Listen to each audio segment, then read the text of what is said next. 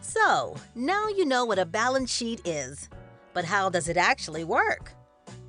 Day 1. You have just created your own graphic design firm. On the first day, you deposit $5,000 into the business bank account. Later that day, $50 is withdrawn and deposited into petty cash.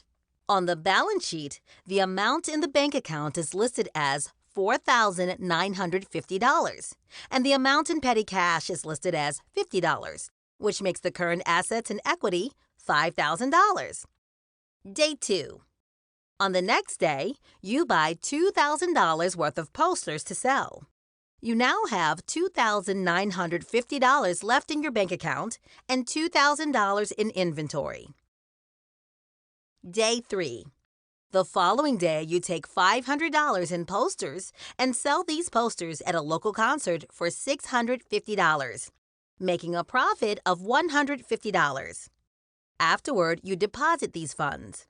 Your bank account increases to $3,600.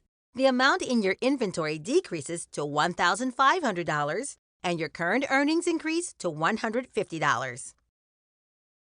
Day 4. On the fourth day, you decide to buy a van to get to concerts more easily. You are able to take out a loan and buy the van for $4,500, which will be paid over 3 years.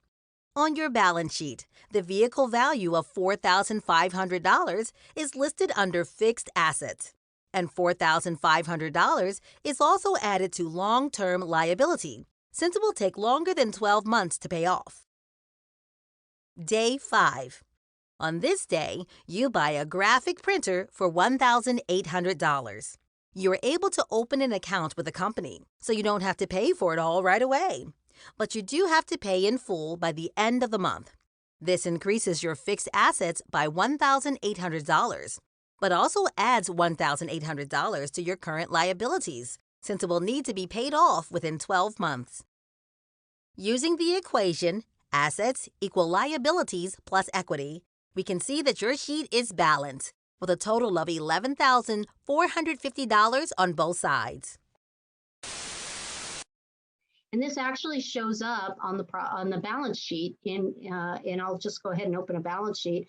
I'm going to open the report center. I'm right clicking to open it in a new browser tab, so I don't have to leave my chart of accounts up here. So I still have the chart of accounts open on this tab, and now I'm going to open the report center, and I'll just show you that the order of the chart of accounts actually mirrors on the balance sheet over here. So bank accounts at the top, current assets here, totaling, it's giving me subtotals now. So now if I added up all my cash, everything the company owns, they've got 251 grand in stuff they own, right? As soon as we get past the fixed assets, we start showing the debt, which is liabilities on the balance sheet. We got accounts payable, credit cards, other loans like the PPP loan, let's say. Total liabilities is 625. And if you think about it, this is more than what they own. So they have a lot of debt at this company, right?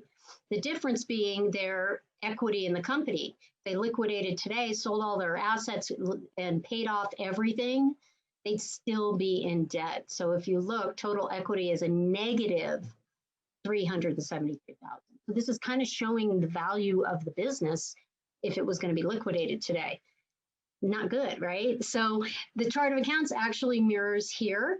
One other thing I should mention, the next part of the chart of accounts after the equity accounts are income. You see them here, income, cost of goods sold, expenses. What financial statement is that? Well, let's open the tab again. New tab, I'm going here, and we're going to open the profit and loss statement. Same order. So the profit and loss, whoa, let me get down there. Profit and loss is going to show income, costs, and then subtotal it, right? Cost of goods sold, I got a subtotal there, and then all the expenses down here. That's a lot of expenses. Here we go. So basically you take income, you subtract cost of goods sold and expenses, you're going to get this net income, the bottom line.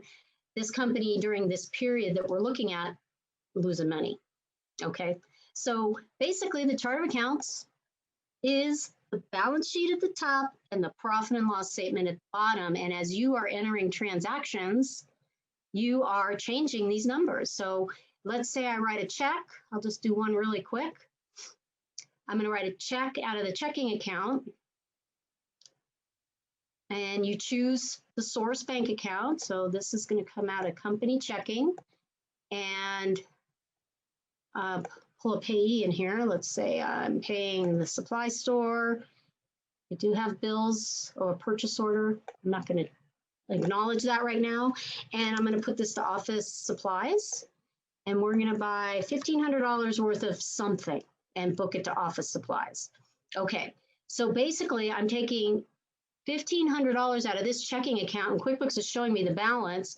If I go to the balance sheet, I should have that same, oh, this is as of last year. Let's through today.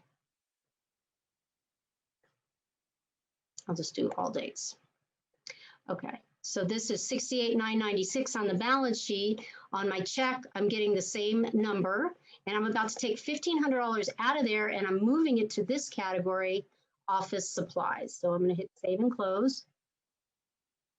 Says I'm duplicating a check number. I'm not going to worry about that. And now my bank balance, all dates, run that report, and I'll scroll down to office supplies, which is right here. Click on the number, and here's my $1,500 check. So I took money off the balance sheet in the cash account, reduced cash available, spent it on office supplies, which then hit the profit and loss.